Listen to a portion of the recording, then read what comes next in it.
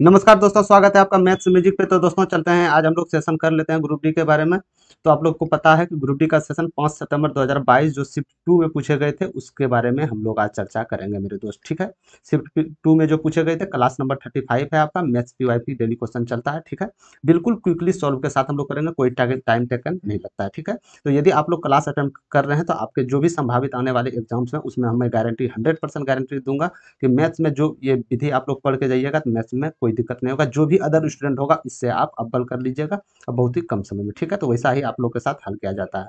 तो आप लोग जो भी इसका आप यदि चाहते हैं कि ग्रुप डी का आप चाहते हैं कि ग्रुप डी का एग्जाम डेट आएगा तब हम लोग तैयारी करेंगे मेरे दोस्त, तो सबसे बड़ी गलती आप कर रहे हैं। एग्जाम डेट आते आते तैयारी किसी का नहीं होता है, कहीं ना कहीं 2 से 3 महीना पहले ही तैयारी में आप लोग को लगना होता है। ठीक है, तो आप लोग चैनल से ज्वाइन हो जाइए और अभी तक न्यू है तो चैनल को सब्सक्राइब नहीं किया तो सब्सक्राइब करके बेल आइकन कर दीजिएगा, कोई भी क्लास रिलेटेड या नोटिफिकेशन के रिलेटेड लेकर। ठीक है, चलते हैं पहले नंबर प्रश्न की ओर। 5 सितंबर सेकंड शिफ्ट, ये तो हम चर्चा कर चुके हैं। ठीक है, तो प्रश्न में बोले जा रहा है कि धारा की गति 4 किलोमीटर प्रति घंटा है। एक नाव धारा के अनुकूल 40 किलोमीटर और धारा के प्रतिकूल 12 किलोमीटर की दूरी 4 घंटे में तय करती है। तो आपको बताना है स्थिर जल में नाव की गति क्या होगा। ठीक है, तो एक नदी है, तो इसमें धारा की गति यानी कि इसमें जो पानी का बहाव है इसका गति जो है 4 किलोमीटर प्रति घंटा है। ठीक है, यानी कि पानी का बहाव जो है एक नदी में 4 किलोमीटर प्रति घंटा है।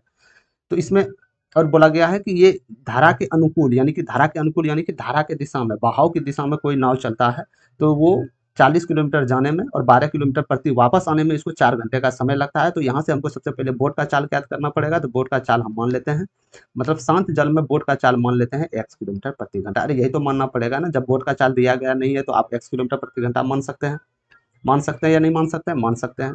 तो यहाँ जब बोट का चाल आ गया मेरे दोस्त, तो आप क्या बता सकते हैं कि धारा की दिशा में चाल इसका क्या हो जाएगा? तो यानी बोट का चाल लीजिए और धारा जो है इसमें ऐड कर दीजिए, यही तो इसका धारा की चाल हो जाएगा, यानी x+4 किलोमीटर प्रति आवर।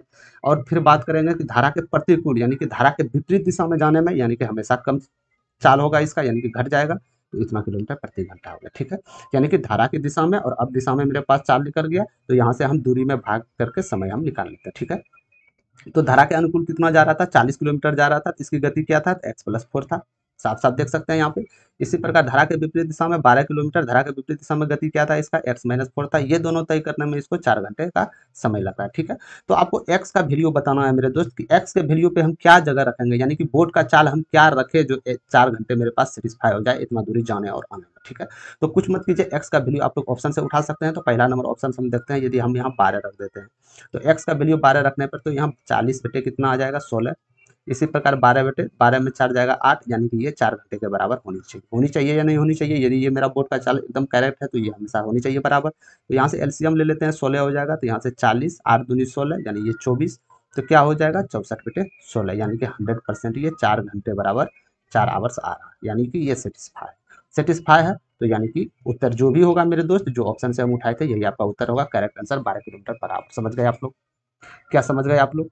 ठीक है, तो इस प्रकार आप लोग निकाल सकते हैं। तो ये यहाँ पे आपको निकालने के लिए, ये दूरी निकालने के लिए, आपको ये बोट का चाल निकालने के लिए आपको डाउन दिशा में चाल ज्ञात रहनी चाहिए और अप दिशा में चाल आपकी ज्ञात रहनी चाहिए। ठीक है, तो यहाँ से आपका एक्स का मान निकल जाएगा। समझ गए?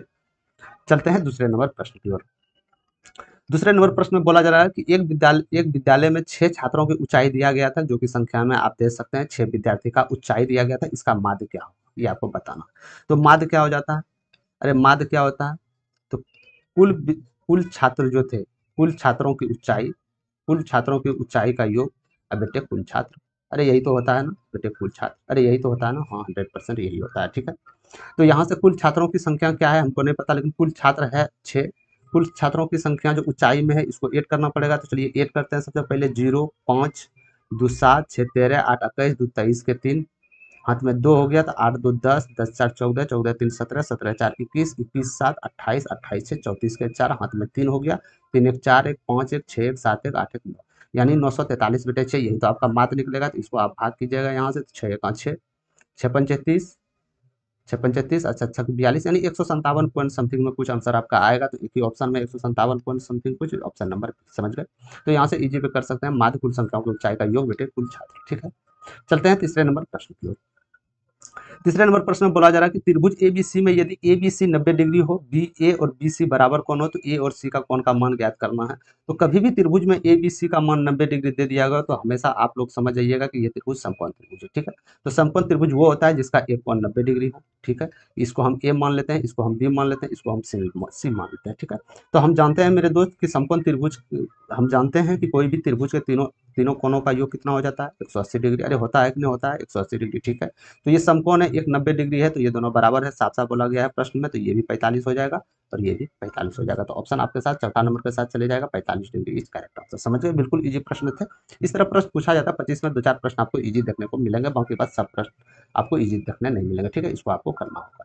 तो चौथा नंबर प्रश्न की ओर चलते हैं। ये प्रश्न बिल्कुल मात्र 29% स्टूडेंट ने जवाब दिए थे, जिसमें कि 1 लाख ने टेस्ट दिए थे। बिल्कुल ही इसमें कुछ प्रश्न में नहीं था, थोड़ा कॉम्प्लिकेटेड के चलते स्टूडेंट ने स्किप कर दिया। बाद में उसको पता चला कि हम टाइम टेकर कर लेंगे, लेकिन टाइम टेकर नहीं हो पाया, ठीक है। इसीलिए बार बार मैं बोला जा रहा हूँ कि मैथ्स को जितना समय आप दीजिएगा उतना आपका चांस बनता है कि रिजल्ट या मेरिट में आपका नाम आने का, ठीक है। तो इस प्रश्न को बिल्कुल इजी वे करेंगे हम लोग, आप लोग सावधानी पूर्वक देखिएगा। बोला जा रहा था कि ए बी सी मिलकर 40 दिन में पूरा करते हैं, तो ठीक है, हम ए बी सी को काम करवाते हैं। तो ए बी सी मिलकर 40 दिन में काम कर लेते हैं। वहीं बोला जा रहा है कि बी सी मिलकर इसी काम को 60 दिनों में कर लेते हैं, ठीक है। और बी ए से 25% अधिक कुशल है। तो ए बी सी 30 दिन तक कार्य करते हैं, तो शेष कार्य बी कितना दिनों में पूरा करेगा, ये हमको बताना है। तो शेष कार्य बी कितने दिनों में करेंगे, सबसे पहले बी का हमको इफिशिएंसी 1 दिन का काम निकालना होगा, तभी तो हम बता सकते हैं बी कितना दिनों में करेगा शेष काम, ठीक है। तो यानी कि ए बी सी इतना दिन में कर रहा था मेरे दोस्त, बी सी 60 दिनों में कर रहा था। कुछ तो आपके पास एक काम होगा, अरे कुछ तो काम होगा जिससे आप लोग को ऐसा फालतू हवा में तो काम कीजिएगा नहीं, कुछ तो काम आपको टारगेट लेके चलना होगा कि हाँ मेरे पास इतना काम है उतना काम है। तो कहने का मतलब है कहीं ना कहीं इसका आपका एलसीएम लेना होगा। तो यानी ये संख्या इस जगह आएगा जो दोनों से विभाज्य हो। क्या 60 रखने पे विभाज्य हो रहा है, नहीं। यदि इसका दुगुना करते हैं 120 का विभाज्य हो रहा है जी, 100% हो रहा है। तो यदि ए बी सी टोटल काम 40 दिन में करते हैं, तो टोटल वर्क आपके पास 120 है, तो एक दिन में कितना कर लेंगे, एक दिन में कितना इकाई काम करेंगे। अरे एक दिन में ए बी सी कितना इकाई काम करेगा, तो बोल दीजिएगा 4 या 12 3 इकाई काम करेगा, ठीक है। इसी प्रकार बी सी एक दिन में कितना इकाई काम करेगा, तो बोल दीजिएगा 2 इकाई काम करेगा, ठीक है। यहाँ तक समझ गए, कोई दिक्कत यहाँ तक नहीं है, नहीं होनी चाहिए, ठीक है। तो मेरे दोस्त ए बी सी किसी काम को 40 दिन में, ए बी सी एक दिन काम कर 3 इकाई काम करता है एक दिन में, और बी सी एक दिन में जो काम करता है 2 इकाई काम करता है। तो यदि ये दोनों को माइनस कर दे तो क्या मैं बता सकता हूँ कि ए एक दिन का जो इकाई काम करेगा वो 1 इकाई काम करेगा। अरे क्या मैं बोल सकता हूँ कि ए जो एक दिन में काम करेगा वो 1 इकाई काम करेगा, करेगा या नहीं करेगा, जी करेगा। तो जो यदि ए एक दिन इकाई काम करेगा मेरे दोस्त, तो यहाँ साफ साफ बोला गया है बी ए से 25% अधिक कुशल है, यानी कि बी जो है ए से हमेशा 25% ज्यादा काम करेंगे। तो बी एक दिन में कितना काम कर लेंगे, तो बी एक दिन में यदि एक काम करेंगे तो इसका 25% कुशल यानी कि 5/4 इकाई एक दिन में काम करेंगे। करेंगे कि नहीं करेंगे, अरे करेंगे कि नहीं करेंगे जी, 100% यानी कि बी एक दिन में इतना इकाई काम करेगा, ठीक है। यहाँ तक समझ गए, कोई कोई दिक्कत नहीं है। अब चलते हैं सीधे हम आंसर की तरफ। बोला जा रहा है कि ए बी सी साथ मिलकर 30 दिन तक काम करते हैं। तो एक दिन में 3 इकाई काम कर रहा था ए बी सी एक दिन में कितना इकाई काम कर रहा था, 3 इकाई काम कर रहा था, ना कर रहा था। तो 30 दिन में ये कितना इकाई काम करेगा, तो बोल दीजिएगा 90 इकाई काम गुरुजी करेगा, 90 इकाई काम करेगा। तो टोटल आपका वर्क कितना था, 120 था, यही तो टोटल काम आपका निकला था। इसमें 90 तो ऑलरेडी ए बी सी कर चुका है, तो कितना शेष काम बचा है, तो शेष काम 30 बचा है, बचा है ना बचा है, अरे बचा है ना बचा है जी, 100% बचा है। तो बोला जा रहा है बी अकेले कितने दिन में, तो टोटल शेष काम आपका 30 बचा है। एक दिन में बी इतना इकाई काम कर लेता है, टोटल काम करने में कितना करेगा, तो 5/4 से इसको भाग देना है, तो 4 ऊपर जाके गुना हो जाएगा। तो यहाँ से 6 6 चौक 24 दिन, यानी 24 दिन में भी शेष काम को पूरा कर लेना। 24 is correct answer, option number B. समझ गए, क्या समझ गए आप लोग। तो प्रश्न में कुछ नहीं था मेरे दोस्त, यहाँ से मेरा ए का सीक्वेंस है, क्योंकि ए का हमको निकालना जरूरी था, ए का निकालते तभी तो आप बी का निकाल सकते थे। तो बी और ए का निकालना जरूरी था, तो यहाँ से आप लोग इजी वे आंसर दे सकते थे, ठीक है। समझ गए, समझाने के लिए थोड़ा सा कैलकुलेट किया, बाकी बात इतना इसमें लगेगा नहीं, समझ। चलते हैं 55 नंबर प्रश्न की ओर। संख्याएं 5 है, 12.5 है और 0.05 का लघुत्तम समावर्तक क्या होगा, ये आपको बताना है। तो एलसीएम क्या हो जाता है, मैं ये पूछना चाहता हूँ, एलसीएम क्या हो जाता है कि बड़ी से बड़ी वो संख्या है, यहाँ वो बड़ी से बड़ी वो संख्याएं रखिए जो 5, 12.5 और 0.05 से भाग देने पर पूरी पूरी तरह भाग लग जाए, दशमलव में उत्तर ना आए, उसी का तो एलसीएम बोलते हैं। बड़ी से बड़ी वो संख्या जो दी गई संख्या से भाग लग जाए उसे तो एलसीएम बोलते हैं, ठीक है। तो सबसे पहले सबसे आसान तरीका से इसको सबसे जल्दी तरीका से कैसे बनाया जाए, तो इसको आप ऑप्शन से रख सकते हैं। ठीक है। तो यहाँ से बोल सकते हैं कि लघुत्तम समावर्तक पूछा जा रहा है, यानी बड़ी से बड़ी वो संख्या, तो छोटी से बड़ी के लेके हम जा सकते हैं कि 5 से जो बड़ी हो। तो सबसे पहले बड़ी छोटी संख्या देख लेते हैं, 12.5। क्या 12.5 आ सकता है? 12.5 5 से करेंगे तो ये हमेशा पूर्णांक दशमलव में आएगा। कैसे? 12.5 को हमेशा 5 से भाग दीजिएगा मेरे दोस्त, 5 दूनी 10, 5 पचे यानी 2.5 आ जाएगा। हमको दशमलव में नहीं चाहिए। समझ गए आप लोग? हमको दशमलव में नहीं चाहिए, यानी कि ये उत्तर आपका नहीं हो सकता है। अब इसके आगे चलते हैं हम, 21.25। क्या 21.25 हो सकता है? ये भी नहीं हो सकता है, ये भी दशमलव में आ जाएगा। तब इसके आगे ऊपर चलते हैं 25। क्या 25 हो सकता है? 5 से ये पूरी तरह कट जाए। क्या 12.5 से 25? हाँ, 2 बार में पूरी तरह। क्या 25 0.05 से पूरी तरह कट पाएगा? जी 100% कट पाएगा। ये 500 ये ऐसे चले जाएगा। तो यानी उत्तर आपका करेक्ट आंसर ऑप्शन नंबर 25 आ जाएगा। समझ गए आप लोग? क्या समझ गए आप लोग? तो इसको ऑप्शन से ऐसे विधि आप लोग इसको उड़ा सकते थे। ठीक है। अब बात करते हैं कि यदि ऑप्शन विधि से आप नहीं बनाने का मन है, यदि नहीं इसके प्रति आप थोड़ा सा एग्रेसिव हैं, तो कोई बात नहीं है। तो आप लोग दूसरा मेथड से अप्लाई कर सकते हैं। दूसरा मेथड क्या है? तो आप देख लीजिएगा इन संख्या में सबसे ज़्यादा दशमलव के बाद कितना अंक है? 2 अंक है, तो सब में 2 अंक आपको बैठाना होगा। ठीक है। तो ये 500 हो गया, तो ये 1250 हो जाएगा, तो ये 5 आएगा। 2 जीरो बिठाइएगा तो 5 ही तो आएगा। तो इसका एलसीएम आपको लेना है, तो इसका एलसीएम क्या आ जाएगा? तो इसका एलसीएम आपका 2500 आ जाएगा। 2500 आ जाएगा। ध्यान रहे आप दशमलव 2 अंक 2 100 से सबको गुणा किए हैं, तो यहाँ पे 100 से भाग देना पड़ेगा। तो 100 से भाग देने के बाद आपका एलसीएम 25 आ जाएगा। ठीक है। तो आप इस मेथड से कीजिए। इस मेथड से आपको निकालने में थोड़ा समय चाहिए एलसीएम एचसीएफ, और इस मेथड से डायरेक्ट आप कैलकुलेट करके निकाल सकते हैं। ठीक है। समझ गए? ठीक है। तो एग्जाम में ये प्रश्न मिल जाए तो डायरेक्ट जिस मेथड से आपको यहाँ से बताए हैं ऑप्शन विधि से, इसी तरह चेक कीजिएगा, तुरंत आपका सॉल्व हो जाएगा। इसमें समय देने की जरूरत नहीं पड़ेगा। समझ गए आप लोग? हाँ, यदि इस विधि से आपको थोड़ा परेशानी होता है तो आप इस मेथड से जा सकते हैं। ठीक। चलते हैं छठे नंबर प्रश्न की ओर। छठे नंबर प्रश्न में बोला जा रहा है मेरे दोस्त कि एक बंद घनाकार बॉक्स की लंबाई चौड़ाई ऊंचाई दिया गया है मीटर में है, ये भी मीटर में, ये भी, ये तो सेंटीमीटर में। ठीक है। इसको मीटर में कन्वर्ट कर लीजिए आप लोग। इसको मीटर में कन्वर्ट करते हैं तो 0.9 मीटर आ जाएगा, क्योंकि हम जानते हैं सेंटीमीटर को 100 से भाग देंगे तो ये मीटर में कन्वर्ट हो जाएगा। ठीक है।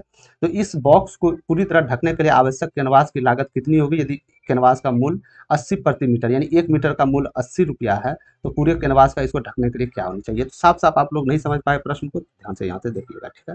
तो आपके पास एक जो है घनाकार है, घनाकार है। ठीक है। घनाकार हम बना दिए बॉक्स। ठीक है। तो आपको इसको कवर करना है। आपको कवर करना है तो कवर के लिए ऑर्डर देना पड़ेगा ना, कि हाँ इतना मेरा कवर चाहिए मेरे दोस्त, या इतना ये चाहिए। ठीक है। तो इसको कवर करने के लिए जो बोला गया था, इसका लंबाई दिया गया है 2.5, चौड़ाई दिया गया है 2, इसका ऊंचाई 0.9 दिया गया है मीटर में। ठीक है। सबको मीटर में हम कन्वर्ट कर लेंगे। तो इसको हमको कवर करने के लिए कहीं ना कहीं हमको टोटल एरिया तो निकालना पड़ेगा। तो यदि मान के चलिए ये वर्ग को कवर करेंगे तो इसका टोटल एरिया तो निकालना पड़ेगा, तभी तो हम ऑर्डर दे सकते हैं इसका कवर बन के आ जाएगा। तो इसका टोटल एरिया क्या होता है? घना का टोटल एरिया क्या होता है? 2 × LB plus BH plus HS। ठीक है। तो ये सब प्रश्न यदि 2D 3D का फॉर्मूला प्रश्न आप लोग नहीं पढ़े हैं तो एक बार उसको अवश्य याद रखिएगा एग्जाम से पहले। समझ गए आप लोग?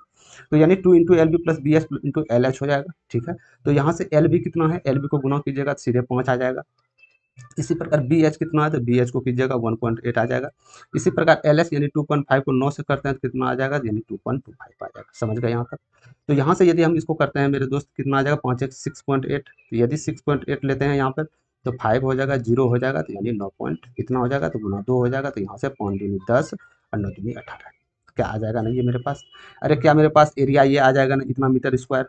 क्या एरिया मेरे पास इतना आ जाएगा मीटर स्क्वायर? लेकिन 1 मीटर का दाम कितना है? 80 रुपया। इतना मीटर का मूल्य कितना होगा? तो डायरेक्ट गुना 80 कर दीजिए। डायरेक्ट गुना 80 कर दीजिए तो ये दशमलव उड़ाइएगा, 100 आ जाएगा, तो ये जीरो चले जाएगा। तो यानी कि जो भी उत्तर आएगा इकाई डिजिट पे 8 होगा। जो भी उत्तर आएगा देख सकते हैं 8 का 8 इकाई डिजिट पे 8 होगा। तो एक ही ऑप्शन में ऑप्शन नंबर ए का आंसर एक के साथ चले जाएगा। समझ गए आप लोग? अरे क्या समझ गए आप लोग? ठीक है। तो इस प्रकार प्रश्न सिंपली है कि हम इस फार्मूला को रखने का वजह सिर्फ एक ही था कि इसका कवर करना था। कवर करेंगे तो इसका टोटल एरिया तुमको निकालना चाहिए, कितना जगह छेकेगा ये, कितना जगह लगेगा इसको। समझ गए? ठीक है। चलते हैं 7वां नंबर प्रश्न की ओर। 7वां नंबर प्रश्न में बोला जा रहा है मेरे दोस्त कि ब्याज की गणना वार्षिक संयोजन के आधार पर करते हुए 2400 रुपये की धनराशि 5% चक्रवृद्धि ब्याज की दर से 2 वर्ष में कितना मिश्र धन प्राप्त हुआ? मिश्र धन पूछ रहा है, तो मिश्र धन क्या हो जाता है? अरे मिश्र धन क्या हो जाता है? तो वही तो होता है कि मूलधन, तो मूलधन तो दिया गया है 2400, अब प्लस जो ब्याज निकलेगा इसको जोड़ दीजिएगा, तो यही तो मिश्र धन प्राप्त होगा।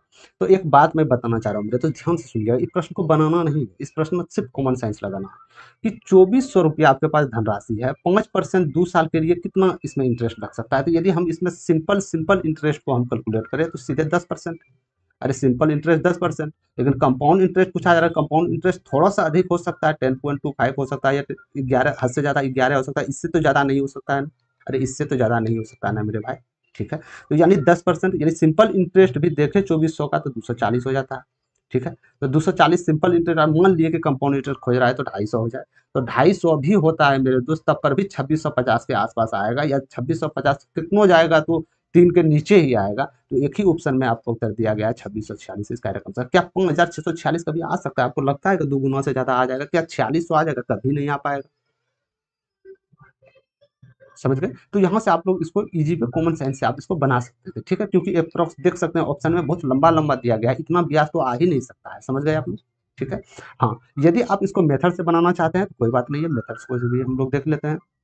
तो मेथड्स को देख लेते हैं। 5% की दर से तो आपको बताएं कि कंपाउंड इंटरेस्ट 2 साल के लिए निकालना है तो कुछ मत कीजिए, दोनों को गुना कीजिए, 5 दूनी 10, दशमलव दीजिए और रेट का स्क्वायर करके यहाँ लिख दीजिए, 5 पचक 25। ठीक है, 2 अंक आ रहा है तो ठीक है, 3 अंक आएगा तो जो लास्ट वाला डिजिट होगा इसमें एड हो जाएगा, यानी इसके लिए कंपाउंड इंटरेस्ट 10.25% हो जाएगा नहीं हो जाएगा। अब इसका इंटरेस्ट कितना निकला तो टोटल मूलधन से इसको गुना कर दीजिए, यही तो आपका टोटल इंटरेस्ट निकल जाएगा। अरे निकलेगा कि नहीं निकलेगा? तो यहाँ से 2 से 2 जीरो चला गया। ठीक है, तो 25 चौके 100, 25 चौके 100, 25 से कम 25, 4 चौके 24, तो 6 5 6, 2 चौक 6 चौक 24, यानी कि 246 आपका कंपाउंड इंटरेस्ट निकला। 246 यदि कंपाउंड इंटरेस्ट निकला तो यहाँ से इंटरेस्ट हमको जोड़ना पड़ेगा, 6 4 6 यानी 2646, इसका करेक्ट आंसर ऑप्शन नंबर 3 हो जाएगा। ठीक है, तो ये मेथड आपको बनाना पड़ेगा। समझ गए? और यदि इस मेथड से जाते हैं आप लोग तो आप देख सकते हैं बिल्कुल ईजी वे कर सकते हैं। यदि आप लोग मैथ्स का प्रैक्टिस बार बार करते रहे हैं ना, तो आपको पता होनी चाहिए 2400 का इंटरेस्ट कितना से ज़्यादा 5% 2 साल के लिए हो सकता है, 300 हो जाए, तब पर भी 2700 होता है। यहाँ से तो भाई ये सब ऑप्शन लंबा है। ठीक है, तो इस मेथड से भी आप लोग अपना सकते हैं और ये मेथड आपको यहाँ मिलेगा। यदि पर अच्छा लग रहा है, आपका सॉल्व ठीक ठाक लग रहा है मेरे दोस्त, तो आप लोग जितने भी न्यू बच्चे हैं जो ग्रुप डी का फॉर्म फिलअप किए हैं, जिसको मैथ्स में परेशानी है तो उसके पास शेयर आप लोग अवश्य कीजिएगा। ठीक है, ये आपका दायित्व है। ठीक, चलते हैं 8वां नंबर प्रश्न की। बोला गया ये प्रश्न भी मात्र 19% स्टूडेंट ने इसका जवाब दिए थे, मात्र 19% स्टूडेंट ने जवाब दिए थे, जो कि टेस्ट देने वाले की संख्या 1,50,000 के समथिंग था। समझ गए? मात्र 19% स्टूडेंट ने इसका जवाब दिया था। आखिर इस प्रश्न में क्या थे? थोड़ा सा लॉजिक थे। यदि ये प्रश्न में 14% नहीं रहता तो स्टूडेंट तुरंत जवाब दे देते, 52/152 गुना 100, क्योंकि रटा हुआ है ना कि हम ये करेंगे ऐसा आ जाएगा। यही रटने के कारण आप लोग का रिजल्ट बनता है लेकिन मेरिट नहीं हो पाता है। तो हमेशा एक बात ध्यान रखें, रट्टा पे मत रहिए मेरे दोस्तों। नौकरी रट्टे वाले को नहीं मिलता, समझदार वाले आदमी को मिलता है। समझ गए आप लोग? यदि आप में समझदारी है, थोड़ा कॉमन सेंस है, क्यों चाहिए कोई भी गवर्नमेंट को एम्प्लॉय क्यों चाहिए? क्यों चाहिए? आप में क्या काबिलियत है जो उसको जॉब चाहिए, आपको चुनेगा? आप में कुछ तो सबसे अलग काबिलियत होनी चाहिए, तभी तो आप उसके लिए योग्य हो सकते हैं ना। तो ये काबिलियत यहाँ इस्तेमाल आप लोग कर सकते हैं जो अदर स्टूडेंट नहीं कर पाते हैं। समझ गए? तो मैथ्स को समझिए फिर बनाइए। रट्टा मारिएगा तो रट्टा मारते रहिएगा, 10 साल लग जाएगा, 12 साल लग जाएगा, रिजल्ट बनेगा, मेरिट नहीं बन पाएगा। कड़वा सच है मेरे दोस्त, बोल रहा हूँ, आपको बुरा लग सकता है लेकिन ये वास्तविक है। ठीक है, तो मैथ्स को जितना प्रैक्टिस कीजिएगा, जितना समझ के बनाइएगा, आपके लिए उतना बेनिफिट है। और हर एक एग्जाम में एक बार मैथ्स को आप आराम से पढ़ लीजिएगा, हर एक एग्जाम में वो आपका साथ निभाएगा। समझ गए? ठीक है, चलते हैं प्रश्न पे। पेट्रोल के मूल्य में प्रति लीटर 52% की वृद्धि होती है, इस खपत में इसके कितने प्रतिशत की कमी कर जानी चाहिए उसके व्यय में 14% की वृद्धि हो? क्या क्या कहने का मतलब है? कहने का मतलब कि एक पेट्रोल के मूल्य में प्रति लीटर 52% की वृद्धि हो गया मूल्य में। ठीक है, तो इसके खपत में कितना हम खपत कम करें? जैसे मान के चलिए पहले 1 लीटर हम डालते थे पेट्रोल बाइक में, 1 लीटर डालते थे तो इसमें 52% आपका प्राइस बढ़ गया, तो आपको खपत कितने परसेंट, यानी 1 लीटर से खपत कितने, यानी 500 ग्राम कितने खपत करना चाहिए कि ये मूल्य मात्र 14% बढ़ा हुआ पड़ती है? ठीक है, 52% की जगह पे 14%। ठीक है, तो ये समझ पाना थोड़ा सा, जो जो स्टूडेंट इसको बनाए हैं वो तो इजीली समझ सकते हैं और इजीली आंसर दे सकते हैं। ठीक है, तो हम मान लेते हैं कि पहले 10 लीटर हम पेट्रोल खर्चा करते थे। ठीक है, तो 10 लीटर पेट्रोल खर्चा करते थे, तो हम मान लेते हैं 1 लीटर पेट्रोल का दाम 10 रुपया। 1 लीटर पेट्रोल का दाम 10 रुपया है तो 10 लीटर पेट्रोल का दाम कितना हो जाएगा? 100 रुपया हो जाएगा। हो जाएगा कि नहीं हो जाएगा? ठीक है, हो जाएगा। तो बोला जा रहा है इसमें पेट्रोल की कीमत में 52% की वृद्धि हो गया, 52% की वृद्धि हो जाएगा तो यानी 152, जो पहले 100 रुपया मिलता था अब 152 रुपया मिलेगा। मिलेगा या नहीं मिलेगा? ठीक। अब बोला जा रहा है कि इसके खपत में कितने प्रतिशत की कमी कर दिया जाए, यानी कि इसका ये जो खपत है इसमें कितना परसेंट की कमी कर दिया जाए मेरे दोस्त, की जो व्यय हो रहा है ना वो मात्र 14% वृद्धि हो, यानी कि 100 का जो 52% हो रहा था अब 100 का मात्र 14%, यानी 114 रुपया मात्र। ठीक है, तो यानी कि कहने का मतलब है 152 रुपया में आप 10 लीटर पेट्रोल खर्चा करते थे, 152 रुपया में आप 10 लीटर पेट्रोल खर्चा करते थे, तो 114 रुपये में कितना लीटर पेट्रोल खर्चा होगा यहाँ से आपको बताना। तो डायरेक्ट ये दोनों से, यदि ये दोनों देखिए मल्टीप्लाई किससे हो रहा है, 38, 38 चौके 152 और 38 तिया 114, तो यानी कि 4 का वैल्यू यानी 4 रुपया में 10 लीटर आप मान सकते हैं, तो 1 रुपया में 2.5 लीटर, तो 3 रुपया में 7.5 लीटर। अरे 3 रुपया में 7.5 लीटर तो होगा ना मेरे दोस्त। तो यानी कि जो पहले 10 लीटर हम खर्चा करते थे पेट्रोल, अब हम 7.5 लीटर खर्चा कर रहे हैं। लेकिन परसेंटेज में पूछा जा रहा है कितने परसेंट की कमी कर दिए, तो 10 से 7.5 आ गया, कितना कमी हो गया, 2.5 हो गया। किस पे कमी हुआ, तो 10 पे हुआ। परसेंटेज निकालने के लिए हमेशा 100 से आपको करना पड़ेगा, तो यहाँ से आपका आ गया 25%। समझ गए, तो 25% is correct answer option number A. ठीक है। हाँ, यदि इस प्रश्न में 14% नहीं दिया रहता तब इसका उत्तर जो हो जाता सिंपली 52/152 गुना 100, क्योंकि ये रटा हुआ है। ठीक है, तो इसको करना आसान होता है। थोड़ा सा इसमें चेंजिंग, वही बोले मैथ यदि समझ के बनाइएगा तो उसमें कितनों भी एग्जामिनर चेंजिंग कर दे तो आपका कोई घंटा फर्क नहीं पड़ने वाला है। ठीक है, और यदि उसमें थोड़ा सा, यदि मैथ में थोड़ा सा आप कंफ्यूज होते हैं या रट्टा मार के बनाते हैं, थोड़ा सा भी उसमें लैंग्वेज में भी चेंज कर देगा तो आप लोग के लिए बहुत घातक साबित हो सकता है, यदि आप लोग मैथ रटने पे बनाते हैं जीके की तरह। ठीक है, चलते हैं 9वां नंबर प्रश्न की ओर। 9वां नंबर प्रश्न को बताना है कि इसका मान क्या होगा, मान ज्ञात कीजिए क्या होगा। सबसे पहले इसको पूर्णांक में हम तोड़ लेते हैं, तो 3 का 3 1 5/3 हो जाएगा। इसी प्रकार 5/2 हो जाएगा। इसको करते हैं तो 2/3 हो जाएगा। ठीक है, नीचे भी इसको यदि हम करते हैं तो 5 माइनस 9/2, तो ये गुना है तो 2/3 हो जाएगा उल्टा। ठीक है, भाग है तो इसको गुना 2/3 हो जाएगा। तो यहाँ से ये 2 चला गया, तो 5/3 कितना हो जाएगा, 10/3 आप लोग जानते होंगे। इसी प्रकार यहाँ से करते हैं, 2 चला गया, 3 चला गया, तो यहाँ से कितना आ गया, 2, तो यहाँ 1। तो यदि इसको आप सॉल्व कीजिएगा तो 10/3 और गुना 1/2, तो यहाँ से आ गया मेरे दोस्त 5/3 is correct answer. 5/3 is correct answer, 5/3 हो गया, तो ये 5/3 इज करेक्ट आंसर। यदि इसको आप पूर्णांक में तोड़ना चाहते तो 1/3 आ जाएगा। समझ गए आप लोग। ठीक है, चलते हैं 10वां नंबर प्रश्न की ओर। 10वां नंबर प्रश्न में बोला जा रहा है मेरे दोस्त कि दो पूरक कोणों का मापों का अंतर 24 डिग्री है, तो बड़े कोण का माप क्या होगा। पूरक कोण क्या हो जाता है, पूरक कोण का योग क्या हो जाता है, तो कभी भी याद रखें कि दो पूरक कोण का योग जो हो जाएगा मेरे दोस्त हमेशा 90 डिग्री के बराबर होगा। ठीक है, तो यानी कि दो पूरक कोणों का योग कितना हो जाएगा, 90 डिग्री। और इसका अंतर साफ साफ बताया गया है, इसका अंतर क्या है आपके पास, 24 डिग्री है। तो क्या मैं यहाँ से एक्स का वैल्यू लिख सकता हूँ, जी हाँ जरूर लिख सकते हैं। 2x का हो गया यहाँ 114, तो एक्स का वैल्यू हो जाएगा 57। हो जाएगा कि नहीं हो जाएगा। तो यदि x का वैल्यू 57 हो गया मेरे दोस्त, ध्यान दीजिएगा, यदि x का वैल्यू 57 हो गया तो 90 आने के लिए कम से कम 57 से तो कम चाहिए, लेकिन मेरा अधिक वाला मान खोज रहा था, तो 57 ही हो जाएगा। 57 is correct answer option number. ठीक है, समझ गए। तो हमेशा एक बात याद रखना है कि दो पूरक कोणों का योग जो हमेशा होता है वो 90 डिग्री के बराबर। ठीक है, चलते हैं 11 नंबर प्रश्न की ओर। 11 नंबर प्रश्न में बोला जा रहा है कि 5 सेंटीमीटर भुजा वाले घन का कुल पृष्ठ क्षेत्रफल क्या हो जाएगा। 5 सेंटीमीटर भुजा वाले एक घन है, इसका इसका जो भुजा है 5 सेंटीमीटर है, कि भुजा 5 सेंटीमीटर, तो घन का कुल क्षेत्रफल क्या हो जाता है। तो घन का कुल क्षेत्रफल क्या हो जाएगा, तो यानी इसमें कितना फेस है, 6 फेस है, तो यानी 6 का स्क्वायर कर, यानी कि 6a²। यही तो कुल पृष्ठ क्षेत्रफल हो जाता है घन का, हो जाता है ना। तो 6a, भुजा कितना दिया गया 5, 5 बटे 25, तो 25 छके 150 उत्तर 150 सेंटीमीटर स्क्वायर इसका जो होगा एरिया आ जाएगा। समझ गए आप। ठीक है, बिल्कुल इजी प्रश्न थे, गुणनफल के रूप में थे, आप लोग इजी वे कर सकते थे। ठीक है, चलते हैं 12 नंबर प्रश्न की ओर। ये एकांतर वाला प्रश्न है, ये अल्टरनेट का प्रश्न है, तो आप लोग ध्यान पूर्वक इसको कीजिएगा और समझिएगा, बिल्कुल इजी वे प्रश्न है। ठीक है, बोला जा रहा है ए किसी काम को 30 दिन में कर रहा है, बी उसी काम को 40 दिन में कर रहा है। ठीक है, तो एक काम होगा जिसको ये दोनों मिलकर करता होगा, जिसको हम बोल सकते हैं यहाँ टोटल वर्क। ठीक है, टोटल वर्क क्या हो जाएगा, तो हमेशा याद रखें टोटल वर्क निकालना, तो इसका एलसीएम निकाल लीजिए, या इस जगह वो संख्या रखिए जो दोनों से पूरी तरह विभाज्य हो जाए। ठीक है, तो इस जगह क्या संख्या रखें जो पूरी तरह विभाज्य हो जाए, 40। इस संख्या में बड़ी ही हो सकता है, 40 रखते हैं तो 30 से नहीं होगा, 40 दूनी 80 नहीं होगा, 4 तिया 12 जी हो जाएगा। तो 4 तिया 12 हो जाएगा, तो यानी कि ए एक दिन में कितना इकाई काम करेगा, अरे ए एक दिन में कितना इकाई काम करेगा, कितना इकाई काम करेगा मेरे दोस्त, ए एक दिन में कितना इकाई काम करेगा, 1 मिनट। ए एक दिन में कितना इकाई काम करेगा, तो ये आप साफ साफ बोल दीजिएगा 4 इकाई। इसी प्रकार बी एक दिन में कितना इकाई काम करेगा, तो बोल दीजिएगा 3 इकाई। यानी कि ए एक दिन में 4 इकाई, बी एक दिन में 7। तो दोनों मिलकर यानी ए बी मिलकर एक दिन में कितने इकाई, एक दिन में कितने इकाई काम करेंगे, कितने इकाई काम करेंगे, तो 7 इकाई काम करेंगे। करेंगे कि नहीं करेंगे, एक दिन में मिलकर, भले अल्टरनेट है, एकांतर दिन। ठीक है, एकांतर एकांतर दिन मतलब एक दिन छुड़ा के एक दिन बी करता है तो एक दिन सी करता है, एक दिन ए करता है। ठीक है, इसी प्रकार तो यानी ए भी एक दिन का काम कितना, 7 काम। टोटल वर्क आपके पास कितना है, टोटल वर्क आपके पास 120। तो मैं ये पूछना चाह रहा हूँ कि एक दिन में टोटल काम कर रहे हैं 7 इकाई, तो 120 काम करना चाहें, क्या ये पूरी पूरी तरह कर पाएंगे, तो जी नहीं। तो आसपास कितना कर पाएंगे जो पूरी तरह पूर्णांक में ना आए, हमेशा काम कर। ठीक, तो इसको 7 से आपको डिविजिबल करना होगा, जो कि डिविजिबल के आसपास आना चाहिए। तो यहाँ से करते हैं तो 7 एका 7 हो जाएगा ना, 7 एका 7, 5 हो गया, 7 सत्ते 49, ठीक है।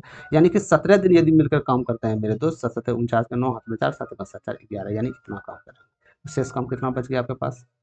अरे शेष काम आपके पास कितना बच गया मेरे दोस्त? एक काम भी तो शेष काम बचा होगा, यानी कि 17, लेकिन ये कर रहा है एकांतर दिन। एकांतर दिन मतलब एक दिन छोड़ा के एक दिन, तो दूसरे गुना करना पड़ेगा। तो यहाँ से टोटल दिन कितना निकल गया आपके पास?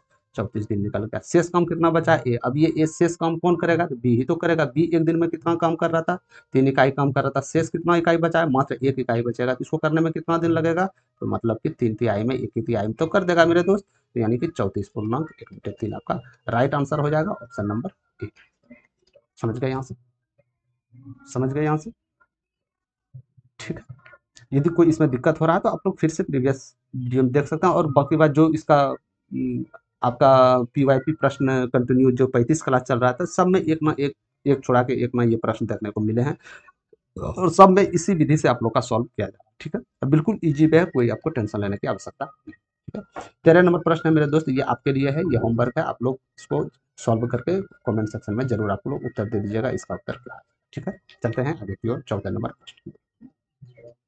14 नंबर प्रश्न में बोला जा रहा है कि ये संख्या, ये दोनों का गुणनफल इसके बराबर है, तो इसका मान क्या हो जाएगा? तो हमेशा याद रखिएगा, किसी यदि बेस समान हो, यदि बेस समान हो, पावर और समान हो, यदि ए पे पावर m, यदि ए पे पावर n हो, तो बेस के पावर जुड़ जाता है। हमेशा आपको याद रखिएगा। ठीक है, तो क्या यहाँ बेस दोनों का समान है? यहाँ गुणनफल है, जी हमेशा समान है, तो -7 पे ये दोनों जुड़ जाएगा, तो क्या आ जाएगा? 2k + 6 बराबर -7 पे पावर 12। तो ये दोनों बेस बेस सेम है, तो बेस को हटाइए, पावर को बराबर कीजिए, 2x + 6 बराबर 12। तो यहाँ से 2k बराबर हो जाएगा 6, यानी k बराबर तो आ जाएगा आपका 3 आ जाएगा। तो k बराबर 3 आ जाएगा, एक ही ऑप्शन में k बराबर 3, उत्तर number A is right answer. समझ गए आपको? ठीक है, बिल्कुल इजी वे था। तो बेस को बराबर करना था, बेस बराबर करके बेस को कटा देना था, पावर को बराबर कर देना था, पावर बराबर करने के बाद के का मान आप लोग को इजी वे निकल जाएगा। ठीक है, ठीक है। 15 नंबर प्रश्न के चलते हैं। ये भी प्रश्न में मेरे दोस्त कुछ भी नहीं है, लेकिन स्टूडेंट इसमें ज़्यादा से ज़्यादा समय देते हैं। क्यों देते हैं? क्योंकि उसको कॉन्सेप्ट पता नहीं है। किसका कॉन्सेप्ट पता नहीं है? विभाजकता का कॉन्सेप्ट पता नहीं है। तो उसको पता करने के लिए क्या करना पड़ेगा? कुछ नहीं करना पड़ेगा, सीधे थोड़ा कॉमन सेंस लगना पड़ेगा। बोला जा रहा है कि 4 अंकों की वो छोटी से छोटी संख्या ज्ञात कीजिए जो 24 और 40 और 56 से भाग देने पर पूरा पूरा भाग लग जाए, दशमलव में ना आए। ठीक है, तो हम जानते हैं कि 4 अंकों की वो छोटी संख्या, ये चारों में से तो कोई एक होगा। ठीक है, अब वो संख्या 56 से भी विभाज्य होगा। 56 से विभाज्य होने का मतलब है कि वो संख्या 8 और 7 से भी विभाज्य होगा। क्या होगा या नहीं होगा, मैं ये पूछना चाह रहा हूँ।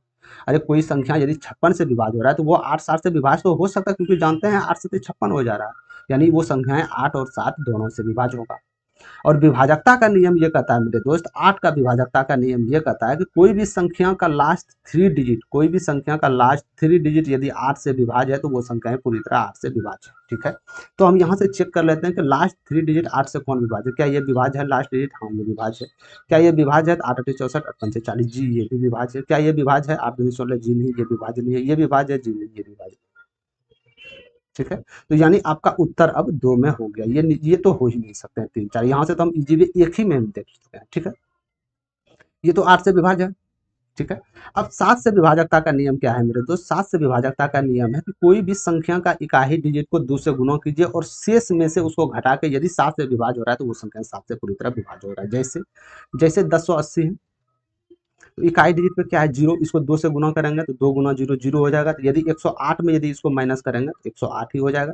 तो क्या 108 7 से विभाज्य हो रहा है? अरे 7 का 7 3 नहीं, ये नहीं हो रहा है, तो यानी ये भी नहीं हो सकता। तो उत्तर बचा आपका 1680 एक है, तो यही आपका करेक्ट आंसर हो जाएगा, ऑप्शन नंबर। बताइए क्या था? ठीक है, और यदि आप 2 नंबर को सेटिस्फाई करते हैं मेरे दोस्त, यदि आप 2 नंबर को सेटिस्फाई को लेकर चलते हैं, तो 2 नंबर भी सेटिस्फाई कर देते हैं। तो यहाँ से 1680 है, तो 1680 माइनस 2 गुना 0, तो ये तो 0 चले जाएगा इसमें। तो 168 में आपका 0 जाएगा, कितना बचेगा? 168। क्या 168 7 से विभाज्य है? जी 100% विभाज्य है, तो उत्तर आप लोग के पास 2 ही आ जाएगा। ठीक है, तो इस मेथड से आप लोग को हर एक प्रश्न को बनाना है। समझ गए? तो इस प्रकार प्रश्न आ जाए तो हर एक प्रश्न इस प्रकार के जैसा प्रश्न आया, इसी मेथड से आप लोग को सॉल्व किया जा रहा है। समझ गए आप लोग? तो आप लोग सेशन अटेम्प्ट नहीं कर रहे हैं, तो आप सबसे बड़ा गलती कर रहे हैं। जो सेशन अटेम्प्ट कर रहे हैं मेरे दोस्त, उसको कहीं ना कहीं बेनिफिट इसमें साबित होगा, क्योंकि इसमें नहीं कम से कम आपको 1 मिनट का समय देना होगा। 1 मिनट का समय यदि आप इस ट्रिक्स के साथ या इस मेथड के साथ नहीं जाते हैं तो आपको 1 मिनट का समय ये लेगा। क्यों लेगा? क्योंकि आप हम जानते हैं आप कैसे कीजिएगा, 24 है, 40 है, पहले इसका एलसीएम निकालिएगा, एलसीएम निकाल के फिर 4 अंकों के आस-पास आप जाइएगा यहाँ से गुना करके। तो मैं इतना क्यों जाऊँ? अरे मैं इतना क्यों जाऊँ? मैं ये जान चुका हूँ कि वो संख्या जब 24, 40, 56 से विभाज्य है तो वो संख्याएँ 8 और 7 से विभाज्य होगा, या वो संख्याएँ 10 और 4 से भी विभाज्य होगा, वो संख्याएँ 6 और 4 से विभाज्य होगा। समझ गए आप लोग? ठीक है? तो मैं ये दोनों ना लेके सिर्फ़ यही दोनों से हम खेल कर चुके हैं और ये दोनों से आंसर आ चुका है। ठीक है?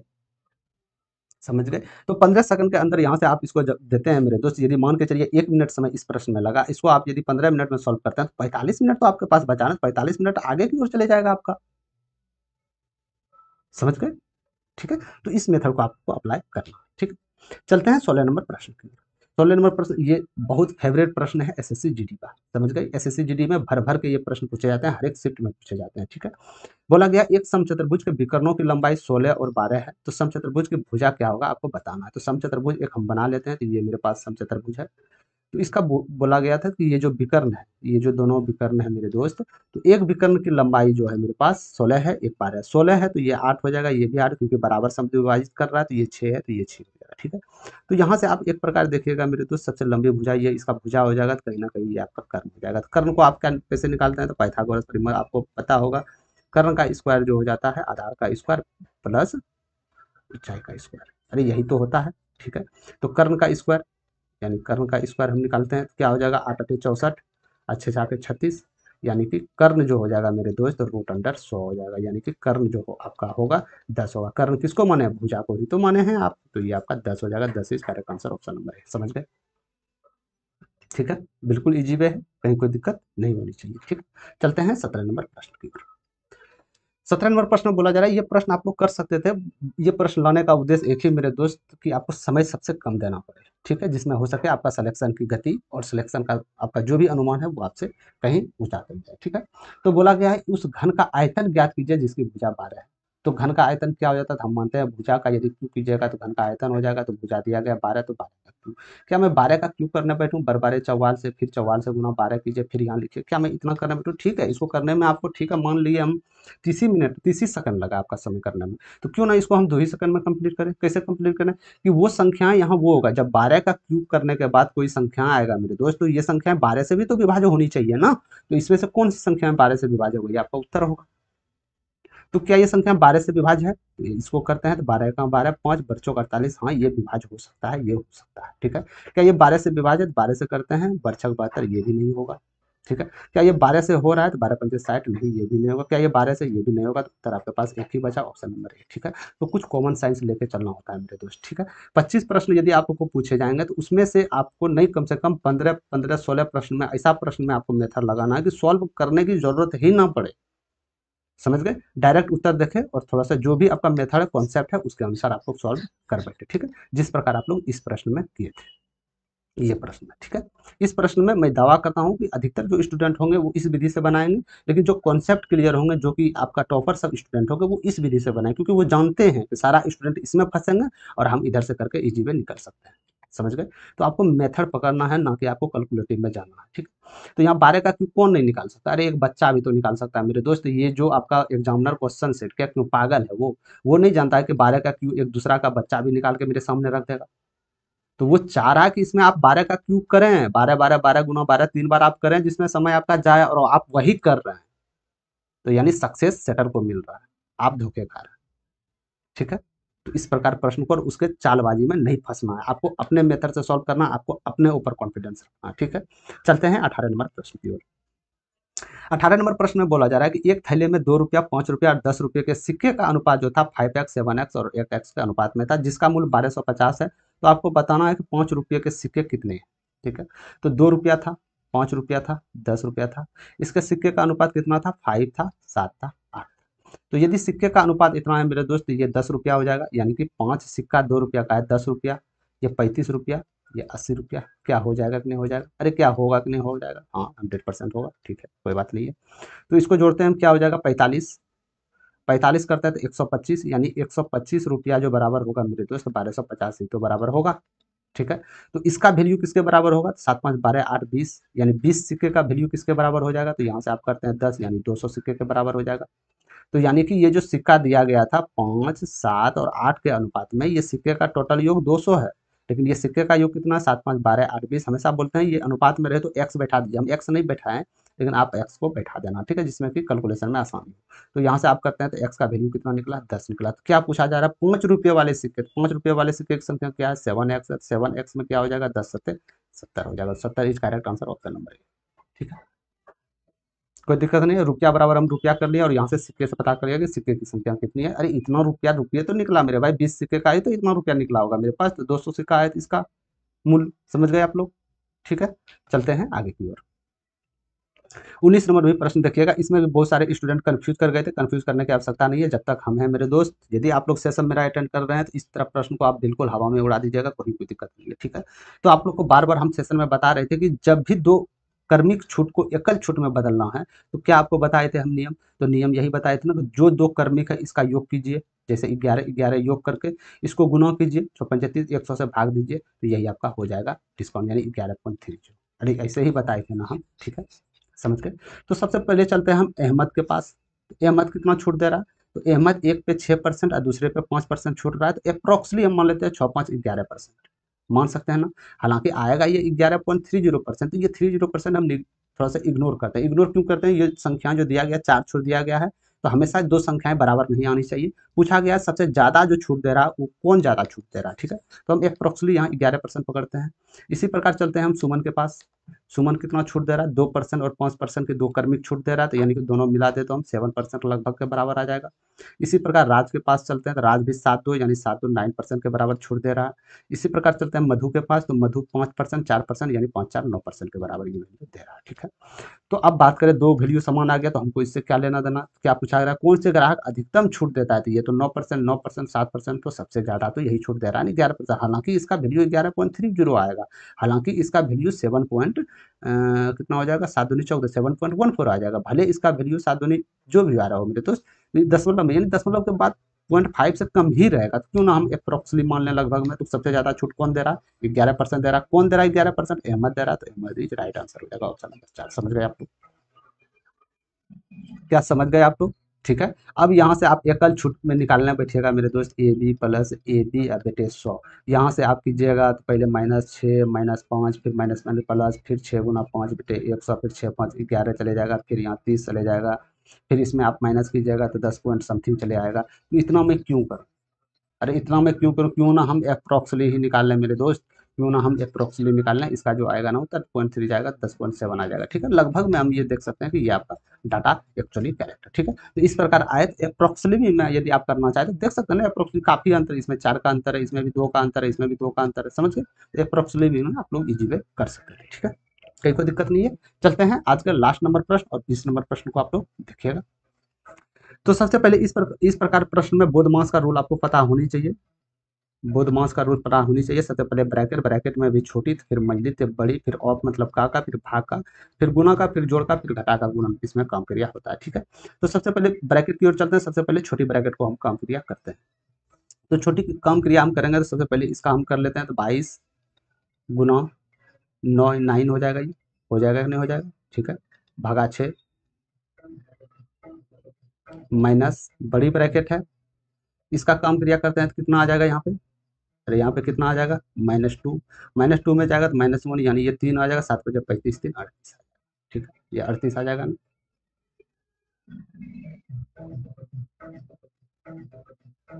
आ जाएगा ना 38, ठीक है। तो यहाँ से क्या आ जाएगा, ये 3 करते हैं, 3 तिया 9, 3 दूनी 6, 2 से 11 33,